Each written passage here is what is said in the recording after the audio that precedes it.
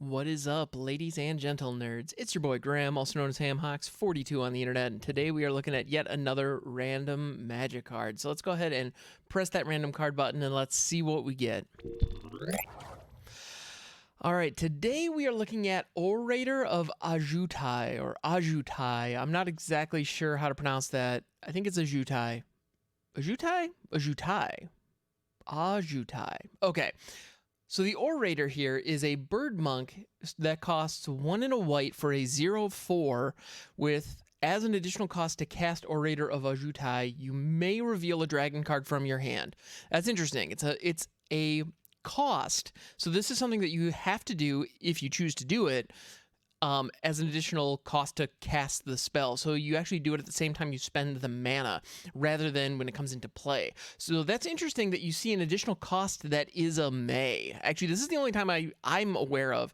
This is the first time I'm seeing it anyway. I'm not aware of any of other effects quite like that, which is interesting. And so that tells me that it's going to do something if we choose to pay that cost. Similar to having like an X in the cost that functions as kind of a modular additional cost. So let's see what else we get. It's a Defender Flyer 0/4. When Orator of Ojutai enters the battlefield, if you revealed a dragon card or controlled a dragon as you cast Orator of Ojutai, draw a card. So that's pretty cool. So drawing a card is synonymous in Magic with gaining knowledge. And so that is, I can appreciate the idea of spreading knowledge as a direct result of proclaiming the words of this particular dragon. This Ojutai, well, Ojutai, I believe, is the actual dragon, the name of the dragon itself. So it looks to me like this particular bird monk is spreading what it perceives as the good word or the good news of Ojutai, and in so doing, imparts knowledge upon any who will listen. And as the planeswalker that summons this particular bird to join you in battle, that will impart knowledge upon you, giving you an opportunity to draw a card. That's my read on this. I could be wrong, but that's how it looks to me. Looking at the artwork, it's kind of interesting. We see a very regal-looking bird monk whose wings is very much one of the avian bird folk that you see throughout the various planes of Magic. This particular one seems to be modeled after some type of, it seems to be a mix of, I would say, well, it looks like it's perhaps modeled after a pheasant, is the type of appearance that I see. And actually, now that I look at it, it almost looks like the bird itself has some kind of falconer's headpiece on. Looks like they either have a very interesting eye shape, or the monk itself actually has some kind of hood that would cover its entire face. If you're not familiar, falconers actually have hoods that they put over their birds to literally blind them when they aren't in flight, to keep them, my understanding is it's to keep them docile, or to keep them contained, or to help with that anyway, because, well, I don't really know that much about falconry, but I do know I've seen those hoods. And so my guess is that this particular Orator is speaking to the people with this hood on. And in the background of this particular image, we see Ojutai, the dragon themselves, actually perched on a large pedestal, presumably, based on the flavor of the card, I would imagine overlooking a large crowd. So it seems to me that this particular Orator, this bird monk, and it looks to me like, because of the read on it having a falconer style hood on that would actually be covering its eyes, it looks to me like this particular Orator is I don't want to say slave, because I feel like that's a little too strong, because there's nothing binding the bird themselves. I don't see, the wings appear to be folded voluntarily, unless there's something I'm missing.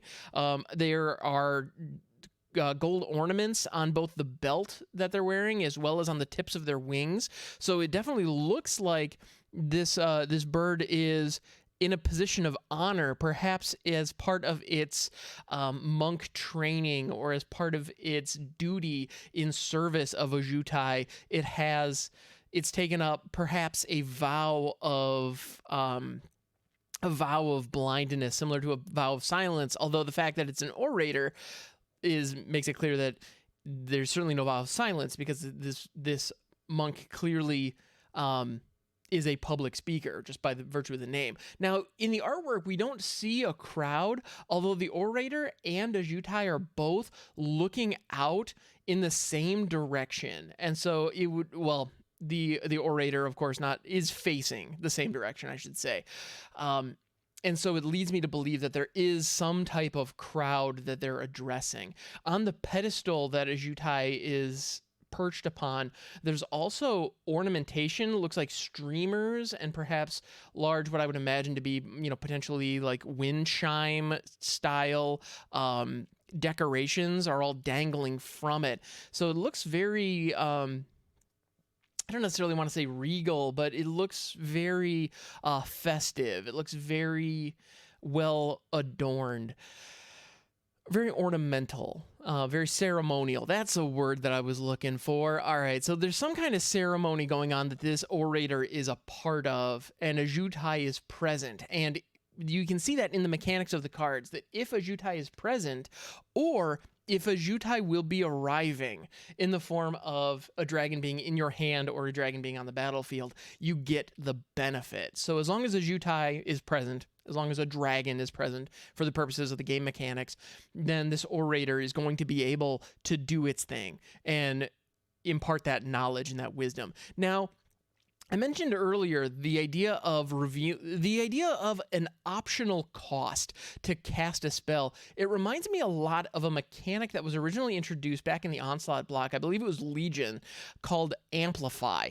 Amplify, when the card comes into play, you can actually reveal cards from your hand that shared a creature type with the card that had just entered play. For example, Kilnmouth Dragon is one creature that has Amplify. It's a 5/5 for 7 with Amplify 3. And what that means is, if you reveal a dragon when it comes into play from your hand, you put 3 +1/+1 counters on it.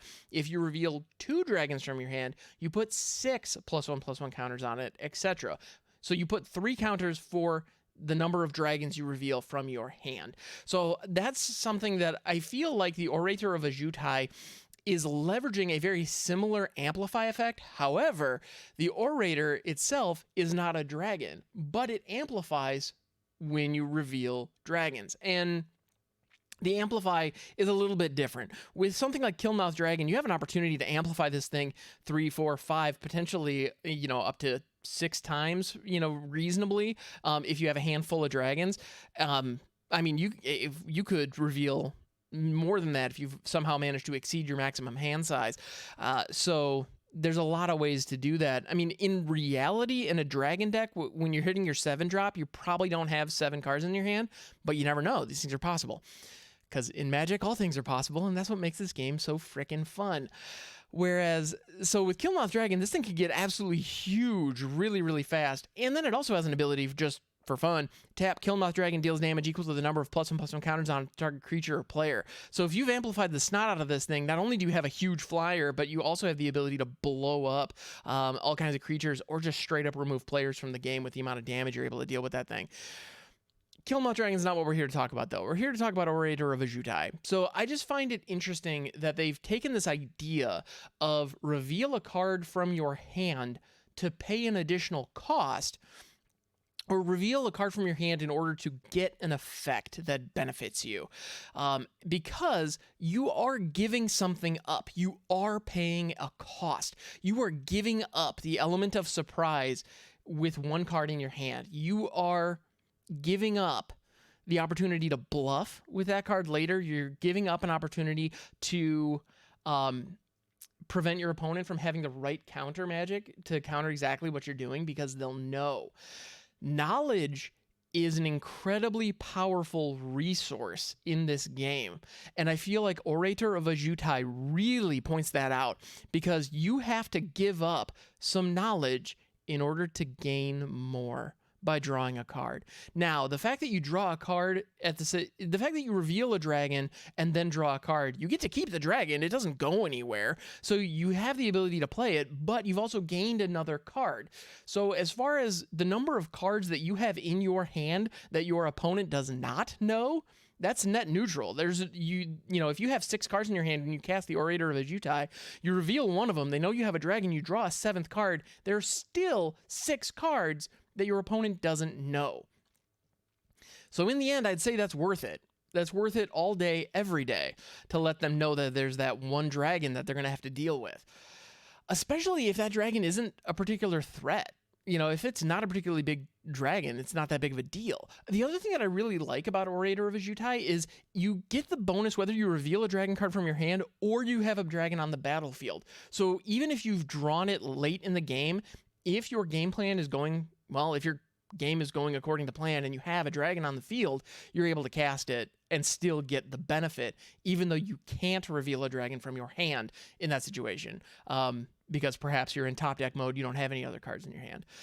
So I like that. I feel like that balances the card nicely. You get a nice effect there, and it's a 0/4 defender for 2, with flying. It's a really good flying blocker for 2. That's nothing to sneeze at. That is a factor, especially if you're going up against an aggressive opponent.